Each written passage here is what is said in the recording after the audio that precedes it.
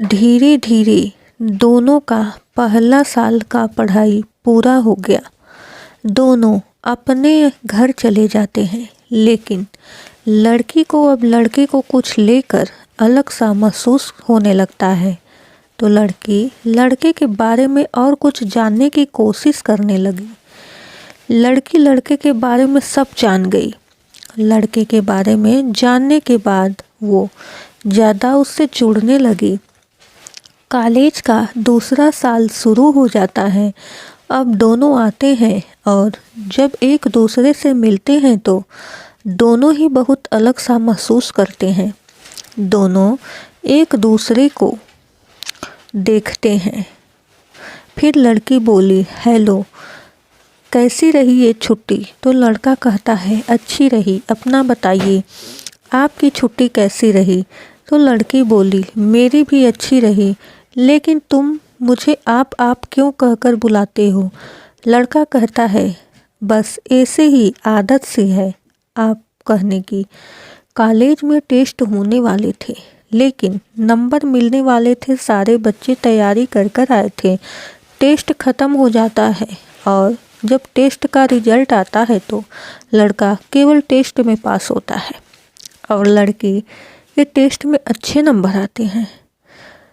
लड़का बहुत उदास था क्योंकि उसके नंबर कम आए थे और ये नंबर उसके दूसरी साल के रिजल्ट में भी जुड़ना था। लेकिन लड़का एक दिन कॉलेज नहीं जाता है। उस समय दोनों के पास फ़ोन भी नहीं हुआ करता था। लड़की उसे ढूंढती है, लेकिन वह कहीं दिखाई नहीं देती। तो लड़की भी बहुत उदास हो जाती है और अपने रूम में वापस चली जाती है। अगले दिन लड़का कॉलेज आता है तो लड़की उसे गुस्से में पूछती है कि तुम कल क्यों नहीं आए? कितनी परेशान थी, तुम्हें पता है? लड़का, क्यों, मेरे आने से परेशान क्यों थी? मेरा मन नहीं था आने का तो मैं नहीं आया, लेकिन तुम परेशान क्यों थी? यह सुनकर लड़की जाने लगती है। तभी लड़का पीछे से कहता है, मैंने तुमसे कुछ सवाल किया है जिसका जवाब तुमने नहीं दिया। दोबारा फिर से यही आवाज़ आती है और यह सुनकर लड़की बहुत खुश हो जाती है। वो आवाज़ थी कि मैं भी तुम्हारे बिना नहीं रह सकता। कुछ अलग सा महसूस होता है तुमको लेकर। और तुरंत लड़के से लड़की मुड़कर लिपट जाती है। लड़की की आंखों में आंसू आ जाते हैं और कहती है, मैं भी तुम्हें पसंद करती हूँ, लेकिन मैं कह नहीं पाई। लेकिन जब दोनों के प्यार का एक नया मोड़ आया था। अब दोनों की दोस्ती प्यार में बदल गई थी। दोनों अब और भी ज़्यादा साथ में समय बिताने लगे। दूसरे साल का भी फाइनल परीक्षा का तारीख आ गया। दोनों अपने पढ़ाई में जुट गए। अब दोनों का मिलना भी बहुत कम हो गया, लेकिन दोनों ने परीक्षा ख़त्म होने के बाद मिलने का प्लान बनाया था। दोनों वहीं मिले थे जहां वह पहली बार कैंटीन में चाय पी थी। अब दोनों अपने अपने घर पहुंचे तो लेकिन इस बार दोनों का मन नहीं लग रहा था। धीरे धीरे समय बीत जाता है और दोनों का रिजल्ट आने वाला होता है। दोनों अच्छे नंबर से पास हो जाते हैं। अब दोनों का कॉलेज फिर खुलता है और फिर दोनों मिलते हैं। दोनों एक दूसरे से लिपट कर रोने लगती है। लड़की माफ़ी मांगने लगती है। लड़का कहता है, कोई बात नहीं, ये दूरी हमारे बीच और हमारे प्यार को बढ़ा दिया है। फिर दोनों पहले वहीं जाते हैं जहां परीक्षा के बाद मिलने को कहा था।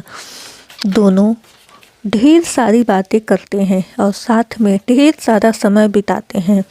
अब उनके स्नातक की पढ़ाई का भी अंतिम वर्ष था। लड़के ने कहा कि हम पढ़ाई ख़त्म करने के बाद शादी कर लेंगे, जिससे हमें एक दूसरे से दूर जाने की ज़रूरत भी नहीं पड़ेगी। लेकिन ये सुनते ही लड़की सोच में पड़ जाती है। लड़का पूछता है कि तुम उदास क्यों हो गई? लड़की कहती है, हमारे घर वाले मानेंगे। लड़का कहता है कि मैं अपने घर वालों से बात करूँगा, तुम भी अपने घर वालों से बात करना, मुझे लगता है कि मान जाएंगे। लड़की ऐसे लड़का, हम दोनों एक ही जाति के हैं और हम दोनों पढ़ाई भी कर लिए हैं, एक साथ एक दूसरे को जानते हैं। छोड़ो से ऐसी बातें। दिवाली में हम जब दोनों अपने घर को जाएंगे तो बात कर लेंगे। लड़की कहती है ठीक है। लेकिन जब वो दिवाली पे अपने घर जाते हैं और अपने घर पे बात करते हैं तो दोनों के घर वाले गुस्सा करते हैं और कहते हैं कि ऐसा नहीं हो सकता। फिर दोनों उदास हो जाते हैं और कुछ अलग सोचते हैं। लेकिन और उधर लड़के के घर वाले भी मना कर देते हैं। फिर कॉलेज आते हैं और एक दूसरे से मिलते हैं और दोनों उदास थे। लड़की पूछती है कि तुम्हारे घर वाले मान गए क्या? लड़का नज़र झुका लेता है और कहता है कि नहीं, मानना कर दिए। और आपकी मम्मी? लड़की भी कहती है नहीं, मेरे घर वाले भी मना कर दिए। यही होता है एक सच्चे प्यार करने वाले के साथ। जब